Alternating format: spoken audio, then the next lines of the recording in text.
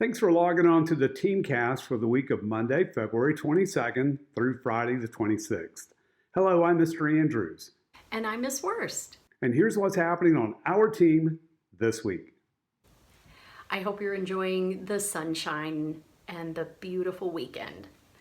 For the upcoming week in ELA and social studies, first ELA, we will be continuing our novel study. It looks like we'll be finishing up our reading on Via. And we will continue to fill out our story elements packet with particular attention to the in-depth study on character. Most of us are doing August, so we are going to be working through this graphic organizer together a little bit more this week. In addition, we're going to be looking at setting. We started talking about what did you think some of the key scenes were, and the setting of those scenes were in the part 1 of August. So we're going to continue with that. And then we're going to add in the idea of plot, the element of plot. How does Ms. Blasio use plot, characters, and setting to develop her theme in this book of wonder?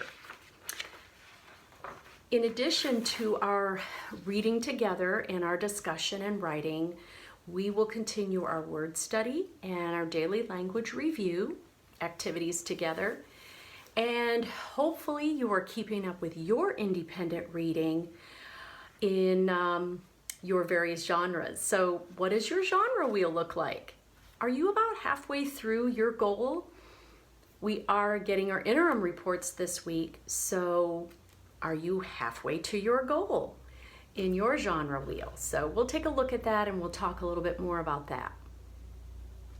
In social studies, we're wrapping up our lesson on the Revolutionary War. So we'll talk about some post-Revolutionary War types of issues. What did our young nation have to face? What were some effects of the war? And that's why we're going to be working on finishing up that Constitution packet I handed you on Thursday of last week. So we'll look at how the new government and how the young nation is coming along in our social studies talk together. Here's to a great learning week. Hello, parents and 5th grade students. This week during the math portion of our learning day, we're going to be working through Topic D in Module 3. It's the last section of Module 3. Module 3 has been adding and subtracting fractions with unlike units. We've also been adding and subtracting mixed numbers with those unlike units.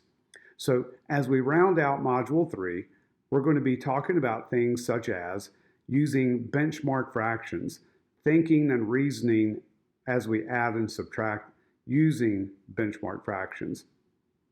We'll be working on multi-step problems Tuesday, Wednesday, and Thursday of this week.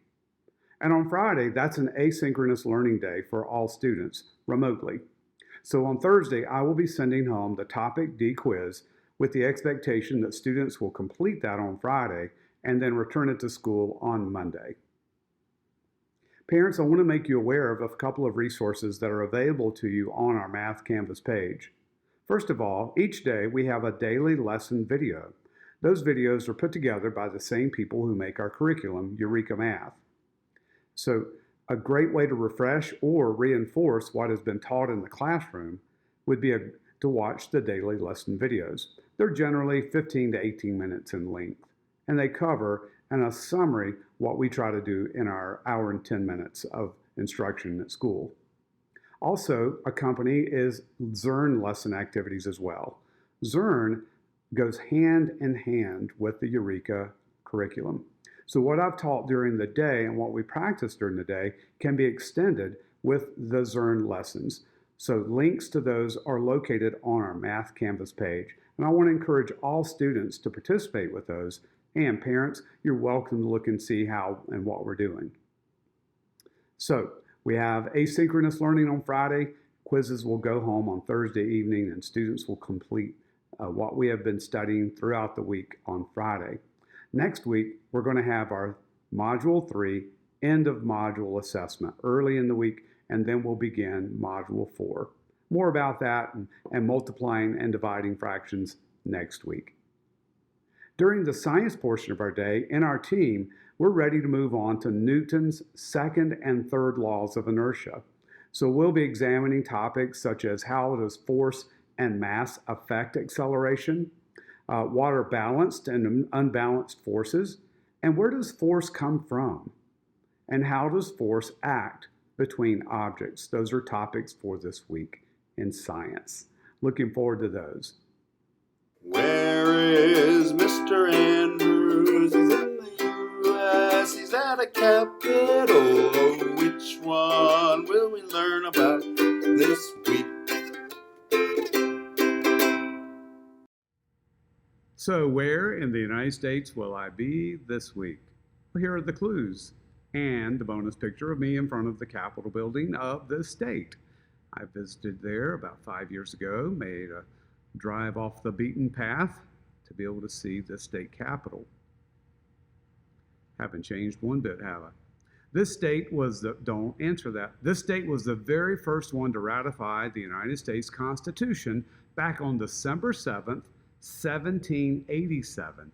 And because of this action, being the first one to ratify the Constitution, it has now been awarded first position in such national events as the presidential election and all kinds of other things. This state gets to be wherever first state status gets to go, front, back, middle, wherever they want to go probably.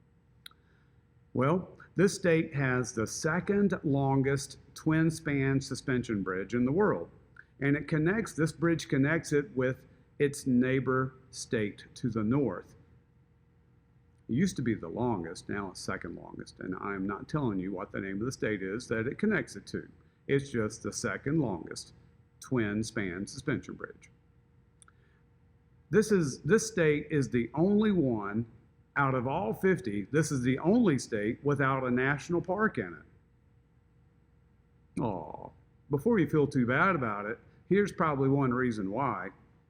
Out of all 50 states, it is the 49th when it comes to size.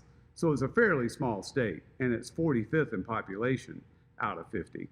By the way, this state at its widest point is only 35 miles wide.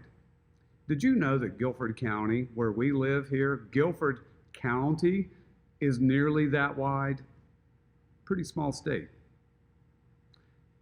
Thomas Garrett, a great American, he was an abolitionist back in the 1800s. He lost his entire family fortune in his battle against slavery. He was sued by a Maryland slave owner and fined for aiding a black family in its flight for freedom. Over his lifetime, Garrett reportedly helped move 2,000 fugitive slaves from state to state and through his state, which was an important stop on the Underground Railroad. In this state, horseshoe crabs may be viewed in incredibly large numbers, like what you see here, up and down this state's shoreline in the month of May. Some of you may already know that horseshoe crabs endure extreme temperatures and saltiness. And they can also go for an entire year without eating and have remained basically the same since the days of the dinosaurs. Well, this state, you find a lot of these horseshoe crabs on their shoreline. I hope with at least one of these clues, you were able to find this state and where I was located, figuratively, virtually. You know what I think would be kind of fun? Along with the state name and the state capital, of course you got to have both of those, it would be fun to find out which one of these clues helped give it away to you. Include that with your state name and the state capital in my messages on Canvas. I look forward to seeing how many of you can figure out where I was at. Where is Mr. Andrews? He's in the U.S. He's at a capital. Oh, which one will we learn about this week? Let's all have a great week together.